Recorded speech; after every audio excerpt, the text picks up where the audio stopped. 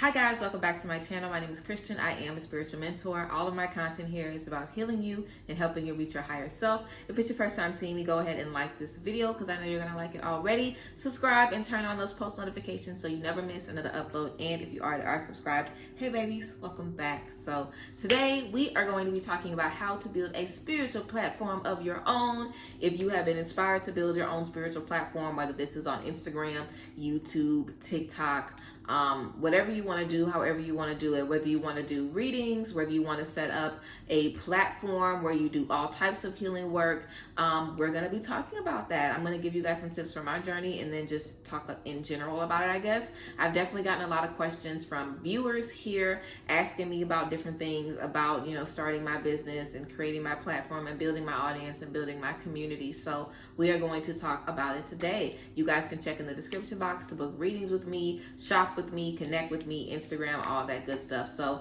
let's go ahead and get into it.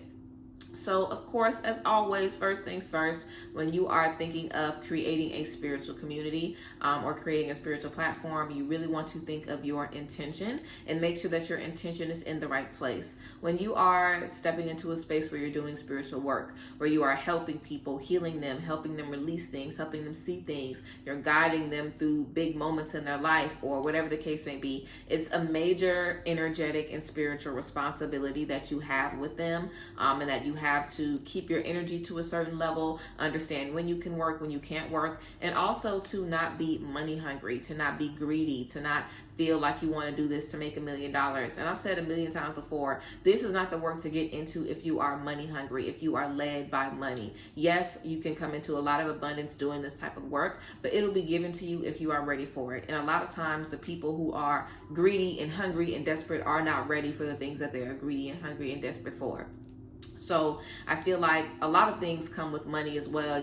You can get a lot of money and lose focus and just be trying to book readings just to book them, not really thinking about if you're mentally well, if you're mentally sound. You'll just be trying to put content out just to put it out there so you can make money. You really want to be careful about everything that you portray to your audience. You have to be responsible about how people take your words, how people use the things that you teach them. So it really is a big responsibility, and you really want to make sure that you are ready to be in a space where you have a ministry, where you are teaching people and helping people and guiding them because they're going to be coming to you for help, and you might end up saving people's lives or influencing how they parent, influencing how they communicate. You know what I'm saying? So you really want to make sure that you are being mindful of the responsibility that it is to be a spiritual mentor or a spiritual advisor or just someone that people look to for guidance. It really is a big responsibility, and you want to make sure that you are in it for the right reasons, because I am only able to offer you guys things that I have learned myself. So that means that I cannot be messy in my real life or petty in my real life or hold grudges in my real life or not forgive in my real life, because how will I learn to teach you? How will I understand different things to teach you? Now, there are different ways to learn different things. I've learned a lot of stuff through research, different stuff about meditation and chakras and your energy and the way your energy affects you in different ways. I have a book club that's all about, spiritual books that help you learn different things about your energy and how to make the most of this journey. But still, when you are in the space of being a spiritual mentor, a lot of what you're giving is based on your own experience. And you want to make sure that you are comfortable sharing that experience. Well, not necessarily sharing, because you don't have to share, but you want to make sure you're comfortable with connecting with people that are in that same relationship. So if you are easily triggered by people that maybe had to raise their siblings at a young age because that's something you had to do, if you're really triggered about people who've experienced abuse because you've experienced abuse, if you're really triggered about people who, cheat, you don't want to work with any cheaters because you've been cheated on, or different things like that.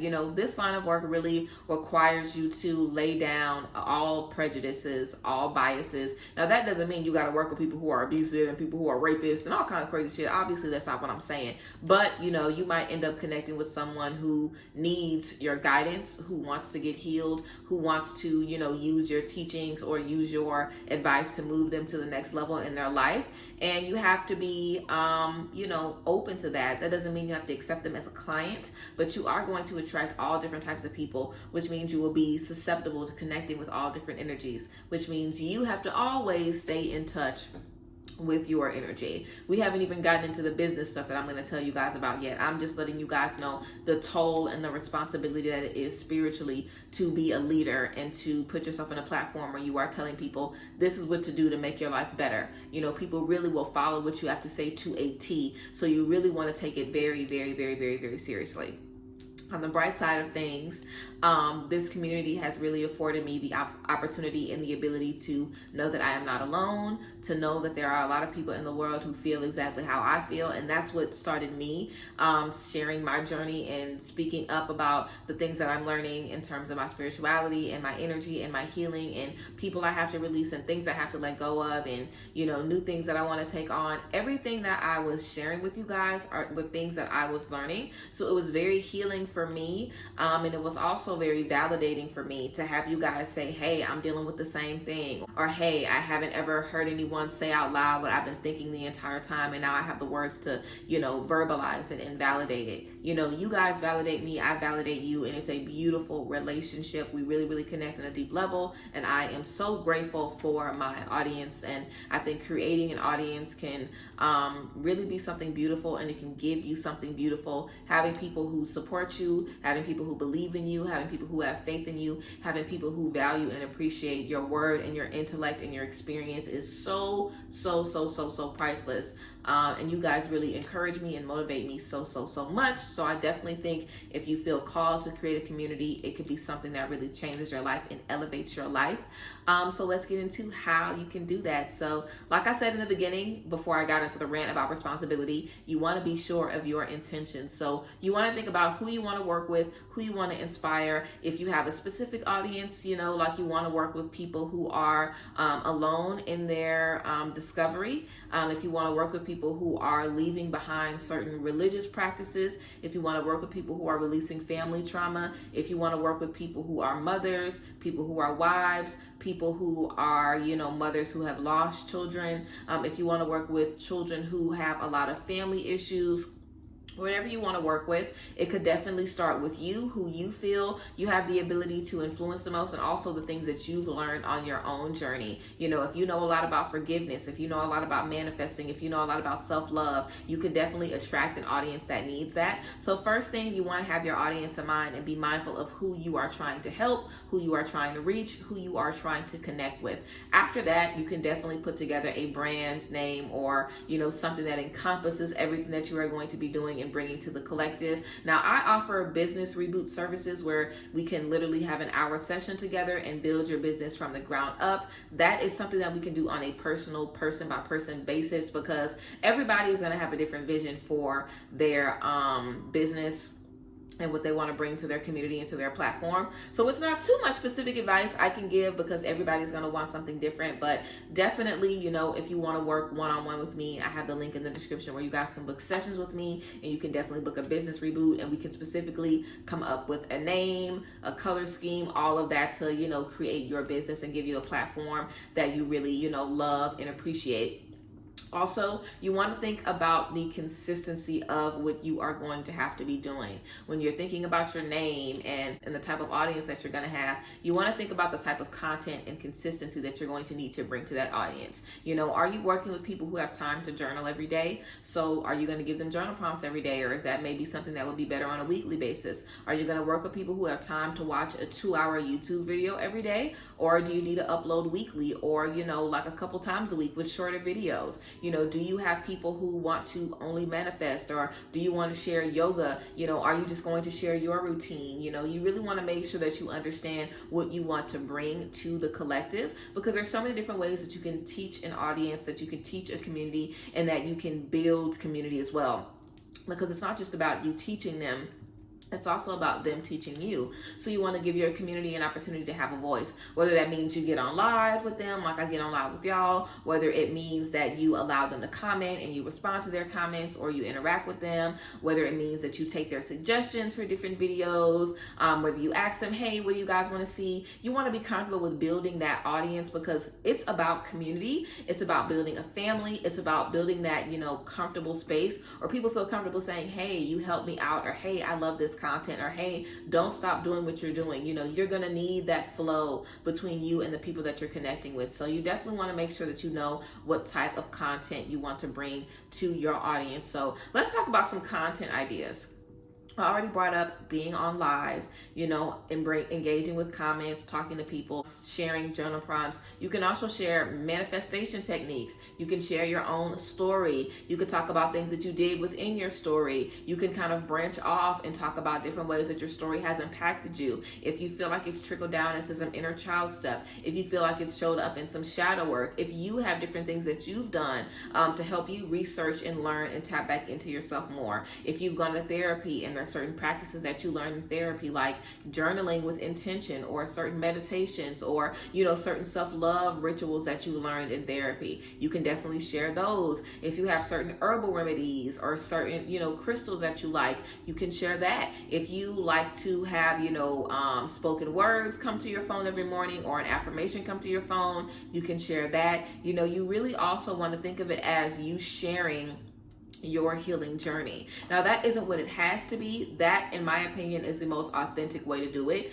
to just bring your community along with you and inspire them along the way, motivate them along the way with the things that you're learning along the way. I think that's a good way to get started. If you feel like, I don't know what to give to my community, I don't know what to share, just start off by sharing your story. Start off by sharing who you are, what you're bringing to the table, what you've learned, the things that you're dealing with. And, you know, that way you'll be able to see who can relate to you the most. You know, is it people trying to start their business? Is it people who have already, you know, been in the business for a couple of years and they're looking to revamp their life and everything around them? Is it people who have already raised, you know, one set of children and now they're starting all over when their, you know, first couple of kids are grown and they're starting over in parenthood all over again? Are you going to be reaching out to people who have just, you know, built a home, and you're talking about how to bring those energies into their home and bless their home? You're going to attract so many different people in so many different spaces, and you really don't want to think too hard about, okay, I want to drop this on this day, I want to drop this on this day, because things are going to change for you as you need different things and, you know, think about different things. You're going to want to bring different things to your audience, so you definitely want to leave a lot of room for leeway as well, but you want to be as authentic as you can be. And I feel the best way to do that is to just share what you are learning in real time. And it doesn't mean that you have to be crying and, you know, start filming so people can see you going through this epiphany. It doesn't mean that. But as you learn and as you experience different things, as you step in different spaces in your life, sharing that with your audience, bringing them along the way, I feel like that's a great way to, you know, just keep people connected to you. And I feel like that's definitely something that I've done throughout my journey here building community. I really have just taken you guys along the way with me, and I share the different things that I learned.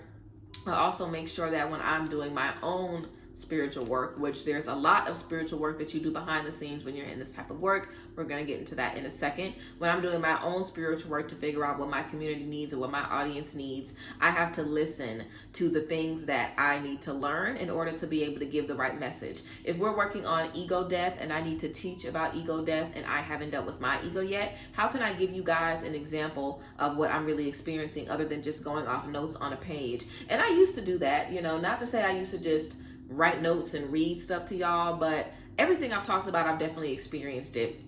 But I feel like, you know, going through a couple of awakenings now, like I feel like I've gone through 3 awakenings. If not 3, then maybe a little bit more than 3 at this point, but definitely 3 for sure. So I feel like after going through so many awakenings and unlearning so many things and relearning so many things, I'm able to just be a little more flexible with what I present to my audience, and, you know, just try to keep it as simple as I can, because I know I'm still growing, I know I'm still learning, and I'm probably gonna have to make a couple of videos over again, you know, where I talk about the same thing but from a different approach, or where I give a different type of, you know, feel to it. You know, like I can talk about certain things without having to, you know, look them up or fact check what I'm gonna say or anything, because I've just lived a little bit more. And that's something that's true as well. As you go through life and you learn more, you live more, and you're living as a healer, you will experience situations differently. And you will experience, you know, heartbreak differently and obstacles differently. It won't just be about, oh, dang, I'm in this space. You'll be a critical thinker. It'll be more about problem solving. How can I get through this? How is this affecting my energy? How can I take my energy from this to the other side of this? You know, it gets way more critical and specific about what you're doing from moment to moment, how your energy is being affected, and you start to think like someone who is a teacher. You start to think like someone who is in the mindset of, okay, I need to figure out how I want to approach this or how I want to deal with this. So as you live more in the space of a teacher, in the space of someone who's building community, you'll start to experience life differently. And that definitely goes back to, just the spiritual maintenance of having a community of your own. You really, really, really want to make sure that you have time to, this is all I do. Okay, this is my full-time job. I don't do anything else but this. And from the moment I started reading tarot, I didn't do anything else but this. I have an apothecary where I do herbal healing, but all of my products are about healing, opening your third eye, nourishing your chakras, releasing you, things like that. So all of my work is healing. Everything I do, I'm in the healing business, okay? Not to say you have to be in the healing business. It can definitely be a side hustle for you, but you have to have time to give your healing business the maintenance that it needs behind the scenes. You have to spend a lot of time in prayer, a lot of time in meditation. You have to spend a lot of times pulling cards for yourself. If you're not pulling cards, then how are you connecting with your intuition in other ways? Are you journaling? Are you listening to downloads? Are you, taking some time to be quiet and listen to what your energy and your body is telling you? If you're recognizing a shift in your chakras or a shift in your energy, are you taking care of it, or are you letting it build and build and build? Are you forcing yourself to make content when you don't feel like it? Are you forcing yourself to still keep up with a certain schedule when you know it's not the best thing for your audience or for yourself? Are you, like I said in the beginning, just focusing on the views and the money and the engagement? And I do feel like when you're in this line of work, the line can get blurred, because that there is a direct correlation between obviously the money you make and the work you put out. You want to be making money from the things that you're doing because you need to survive. You might not necessarily want to be a millionaire, but you want to be comfortable. You don't want to be living paycheck to paycheck and booking to booking. You want to be comfortable in whatever space you are in. So you definitely want to make sure that you are setting yourself up for greatness, that you have other streams of income. Like I have an apothecary, I have readings, I get ad revenue, I do content creation and influencing with different businesses and different things like that. So I definitely would say if you are someone who is trying to do this full time and build from scratch, having other streams of income is going to be something good to just help you be comfortable along the way. Or like me, developing other businesses where you can have other streams that are all connected to the healing work that you do. That could be something that you do, or just making sure that you are stacking and that you are saving so you can comfortably, invest your time. The biggest investment that you're going to make into this type of work is time. You invest a lot of time, you invest a lot of healing, you invest a lot of energy, you invest a lot of tears, a lot of pain, a lot of bringing up old stuff and pushing yourself to release grudges. You invest a lot of that. Like, it's putting yourself through guidance and therapy every day to be able to do the same thing for your collective. You know what I'm saying? And I'm very honest with you guys. I'm not perfect on this platform. You know what I'm saying? Even though it may seem that way, I am not.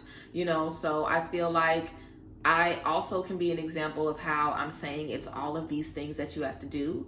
But when you're being authentic, it comes easy. It comes easy to me to go throughout life and learn life and share it with y'all. I'm not thinking, okay, what have I learned today? How can I turn it into a video? It comes easy. And when you're working to build a community, when you're working to heal, you are working one-on-one with your spirit court. You're working with God, your ancestors, your spirit guides, your guardian angels every single day. They are giving you the ideas. They are telling you what your community needs to hear.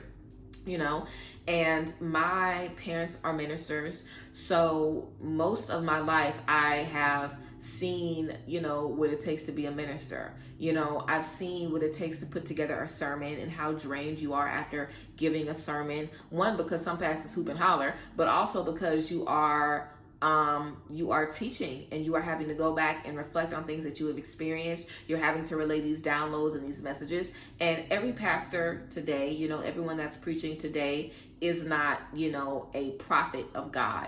All of these pastors do not have gifts. Some of them absolutely do, but everyone does not have gifts, so I feel like that can also be the difference when you're doing this work. Some people are just manifesting coaches, or they're just life coaches, and they don't really interject any type of spiritual anything into what they're doing. So that can be what you're doing as well. but I obviously don't know anything about that because I'm not a by the book kind of girl. Everything that I've learned and experienced has come from my life, and it's come from God giving me these things, and I'm literally fucking psychic. You can't learn that anywhere, you know what I'm saying? But I feel like if you are wanting to go in this work, then you have some type of gift, whatever that gift may be. And capitalizing on that gift and strengthening that gift is something that only God can do, only your spirit court can do. Whoever you are working with, whatever energies you're working with, whatever energies are supporting you, really strengthen your bond with these energies and connect with them on a regular basis so they can give you what you need to give to your community. And there are a lot of people who do this work on the side. There are a lot of people who are just, you know, healers to their children or to their friends who this isn't even a job for them. So whatever messages you need to give to the people who need to hear from you, you will get them. Whether it's 1 million people that need the message or 4 people that need the message, you know, you're always going to get the messages that you need to relate to people. I feel like it's about getting in the habits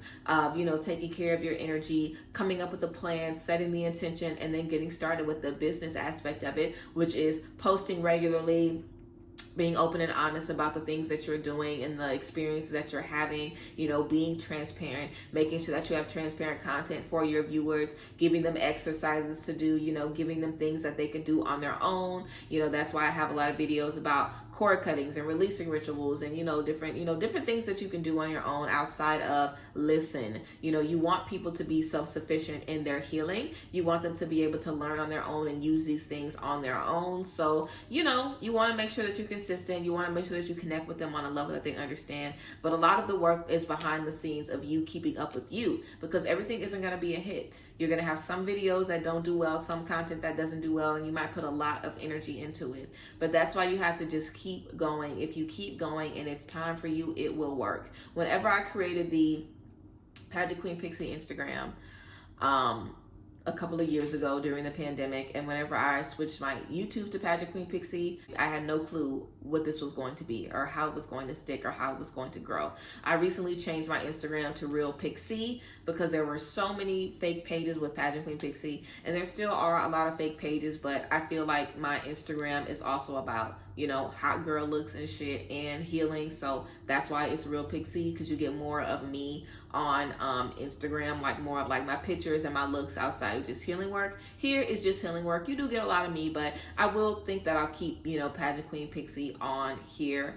But I said that to say I created these platforms really just with the intention to share my journey. And I think a lot of us who want these communities, it just starts with sharing your journey, and then the people who can relate to it and the people who need that content will flock to it. And as long as you keep it about sharing your journey and stick to what feels right along the way, you cannot go wrong. You know, I was doing donation-based readings until I felt called to do paid readings. And before that, I was doing free readings. I've done free readings before and have dealt with being overwhelmed and being drained, and, you know, really finding the balance between giving free content like I do on YouTube and teaching you guys, and also, you know, booking sessions and being able to be in intimate spaces with people. So it's a bunch of different, you know, branches to get into, and I can definitely do a part 2 about this. If you guys have questions and you're interested, definitely leave them down below. But yes, I think I'll go ahead and wrap up here. This is just a little spiel about building a spiritual platform, the things that come with building a spiritual platform, and the things to be thinking about if it's something that you are wanting to do.